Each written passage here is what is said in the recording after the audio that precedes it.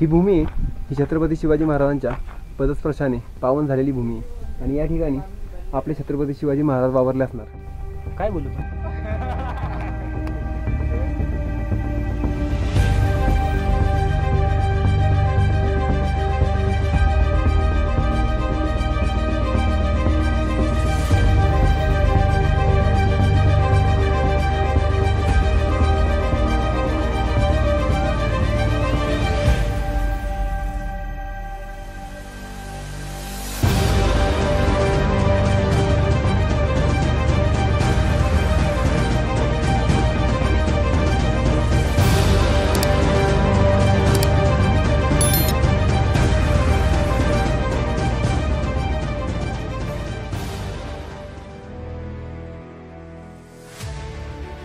गड किल्ल्यांनी राखले स्वराज्य, गड किल्ल्यांनी स्थापिले स्वराज्य, गड किल्ल्यांतून मावळा लढला, गड किल्ल्यांतून महाराष्ट्र घडला। जय शिवराय मित्रांनो, राजगडच्या या दुसऱ्या भागात मी सरफिरे GPS तुमचं सर्वांचं सहर्ष स्वागत करतो। राजगडच्या पहिल्या भागाचा शेवट आपण पद्मावती माचीवर असलेल्या याच सदरेपाशी केला होता आणि इथून पुढे आपण या भागाला सुरुवात करूया। सदरेपासून पुढे आल्यानंतर आपल्याला बाले किल्ल्याच्या दिशेने एक उंच अशी वाट पाहायला मिळते। बाले किल्ला पाहण्यासाठी मात्र आपल्याला थोडीशी कसरत करावी लागेल आणि ही वाट पूर्ण करून खाली उतरून नंतर आपण सुवेळा माचीकडे जाऊ।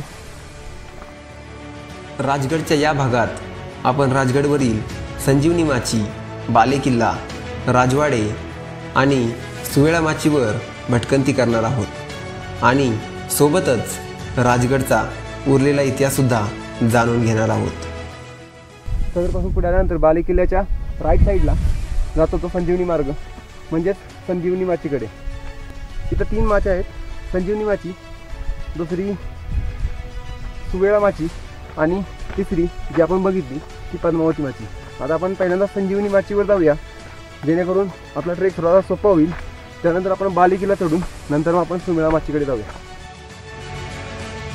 संजीवनी माचीवरून एक कच्चा रस्ता आळू दरवाजापाशी आपल्याला नेतो, जिथून तोरणा गडाच्या दिशेने जाण्याची एकमेव पायवाट आहे।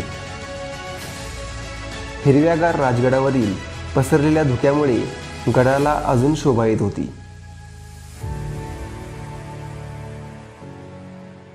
ओके, सह्याद्रीच्या कुशीत बसलेलं हे राजगड। राजगडच्या आपण आता संजीवनी माचीवर उभं आहे। संजीवनी माचीपासून खाली आपल्याला दिसतो तो पाली दरवाजा। पाली गावातून वर यायला त्या पाली दरवाजातून वाट होती, परंतु आम्ही थोडासा खडतर रस्ता निवडला आणि आम्ही दुसऱ्या बाजूने आलो। संजीवनी माचीवर असलेल्या पाली दरवाजाचे पहिले प्रवेशद्वार भरपूर उंचीचे आहे। यातून एक हत्ती सुद्धा अंबारीसह आत येऊ शकतो। प्रवेशद्वाराचे संरक्षण चांगल्या बुलंद अशा बुरुजांनी केलेले आहे। इथे एक छोटासा डोर असणार, या ठिकाणी एक छोटासा दरवाजा असणार, तिथला अवशेष आता पडलेले दिसतं आपल्याला। या छोट्याशा दरवाजापाशी बाले किल्ल्याकडे जाण्यासाठी संरक्षण असलेल्या पहारेकऱ्यांच्या देवड्या असाव्यात असं दिसून येतं। बाले किल्ल्याच्या ठीक खालच्या पायवाटेने आपण मुख्य दरवाजाकडे सरसावणार होतो, जो खूपच सुंदर होता। दगडात कोरलेल्या पायऱ्या, सरळ चढाव आणि सोबत सह्याद्रीची थंडगार हवा यांच्याबरोबर चढाईला सुरुवात झाली। बाले किल्ल्याकडे जाणारा रस्ता कठीण आणि अरुंद आहे। चढण संपल्यानंतर बाले किल्ल्याचा दरवाजा लागतो, यालाच महादरवाजा असेही म्हणतात। आजही हा दरवाजा चांगल्या स्थितीत आहे। प्रवेशद्वाराची उंची साधारण 6 मीटर असून यावर कमळ, स्वास्तिक ही शुभचिन्हे कोरलेली आहेत। कळसुबाईच्या शिखरावर पोहोचल्यावर जसा आनंद होतो तसा आम्हाला आनंद होतोय, कारण आपण पोहोचलोय राजगडच्या त्या भक्कम अशा मुख्य दरवाजापाशी। उंचीवर असलेल्या बाले किल्ल्याला साधारण 15 मीटर उंचीची तटबंदी बांधलेली असून विशिष्ट अंतरावर बुरुजही ठेवण्यात आलेले आहेत। यावरून याची सुरक्षितता लक्षात येते। देशासाठी जगायचं रे, देशासाठी जगायचं देशासाठी जगायचं र, शिवबानं सांगावं धाडलाय र, शिवानं सांगावा धाडलाय र. अरे शिवबानी सांगावं. बालेकिल्ल्यात आपल्याला भरपूर सारे मावळे भेटले आणि त्या मावळ्यांबरोबर आपण एक गीत गायलं. ते गीत या तुम्ही ब्लॉगमध्ये सुद्धा बघताय आणि त्याचं एक पूर्ण व्हर्जन आम्ही आमच्या चॅनलवर वेगळं टाकलं आहे. तर बालेकिल्ल्यानंतर आता आतमध्ये शिरूया आणि महाराजांच्या त्या राजधानीला एक्सप्लोअर करूया. दरवाजातून आत गेल्यावर समोरच धन्नी मंदिर आहे.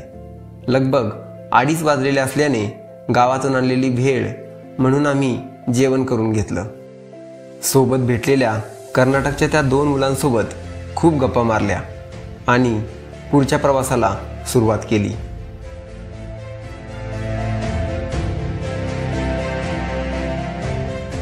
दुःख थोडंसं कमी झालंय.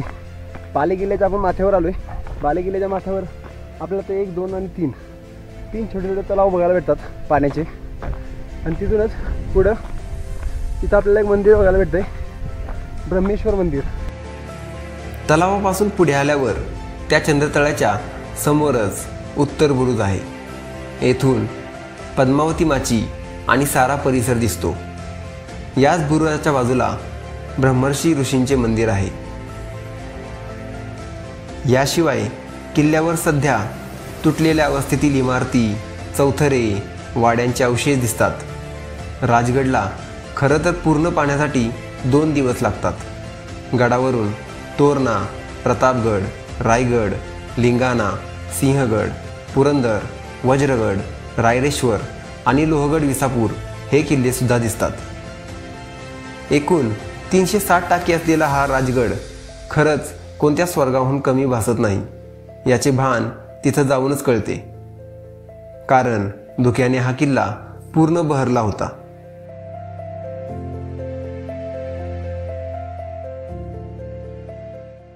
तर बालेकिल्ल्याच्या आपण एकदम टोकाशी पोहोचलोय.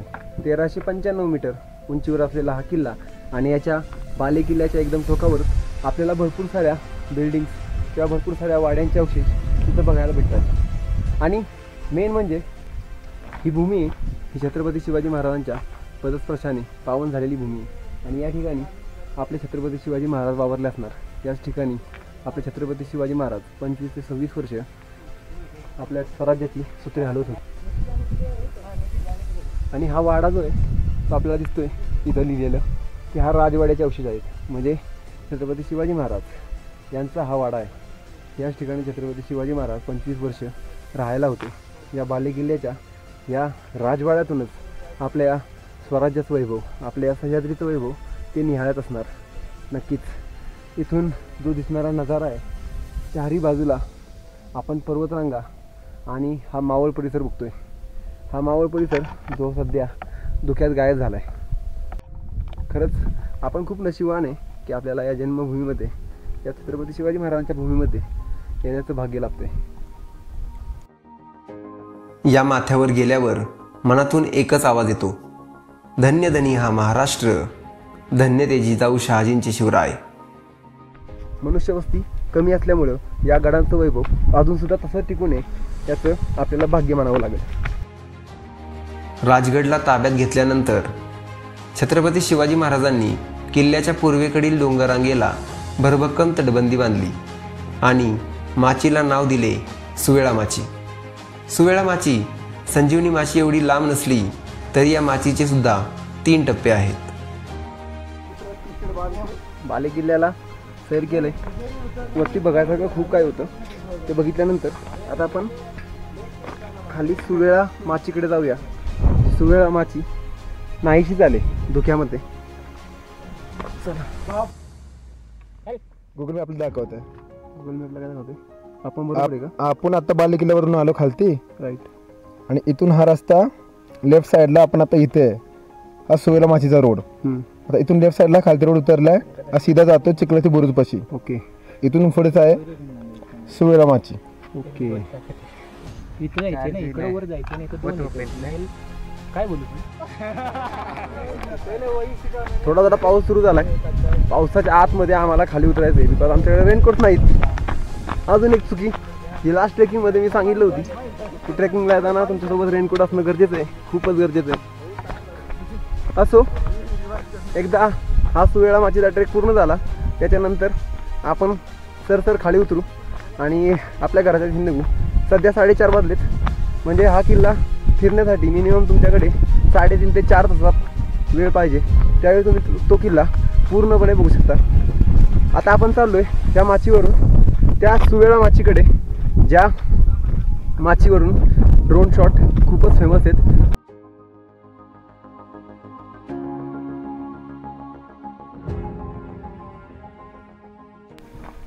सह्याद्री का अवघड होती हे या झाडातून पंगणी बघितलं ती कळतं. याला काबीज करणं आणि या सह्याद्रीच्या बळावरच छत्रपती शिवाजी महाराजांनी आपले पूर्ण स्वराज्य उभं केलं.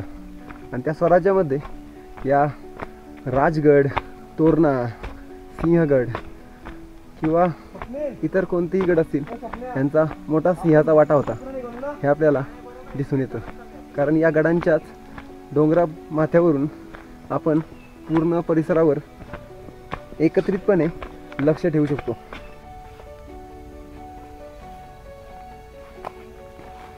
ज्यावेळी आपण बालेकिल्ला खाली उतरून आलो, सुवेळा माचीवरून जाता जाता आपल्याला इथे एक छोटंसं हनुमानाचं मंदिर बघायला भेटतं. माचीकडे जाताना डाव्या बाजूस एक दक्षिणाभिमुख वीर मारुतीचे मंदिर आहे. येथे असणारे चौथरे म्हणजे एकेकाळी येसाजी कंक, तानाजी मालुसरे या सरदारांची घरेच होती. प्रतापगड त्याचं बांधकाम सुद्धा सेम असंच आहे. चला तर या स्वर्गात आपण प्रवेश करूया.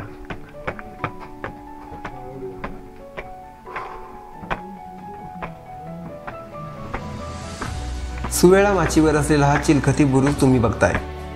वेळ खूप झालेला होता, त्यामुळे या किल्ल्यावरील मुख्य आकर्षण असलेली नेड आपल्याला पाहायला भेटली नाही. तसेच सोबत पावसाची सर सुद्धा यायला सुरुवात झालेली, त्यामुळे आम्ही परतीचा प्रवास सुरू केला.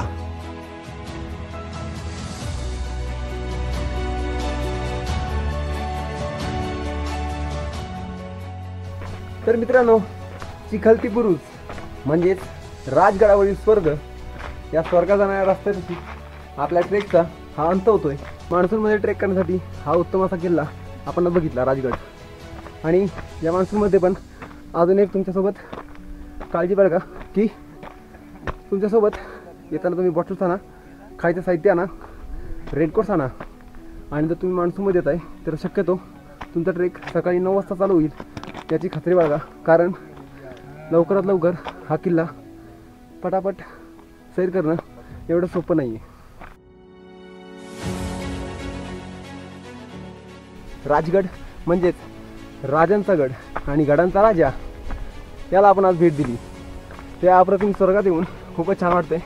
व्हिडिओ जर तुम्हाला आवडला असेल तर व्हिडिओला नक्की लाईक करा, चॅनलला सबस्क्राईब करा, जेणेकरून जेव्हा जेव्हा पण आम्ही नवीन नवीन किल्ल्यांवर जातो त्यावेळी तो व्हिडिओ तुमच्यापर्यंत पोहोचेल.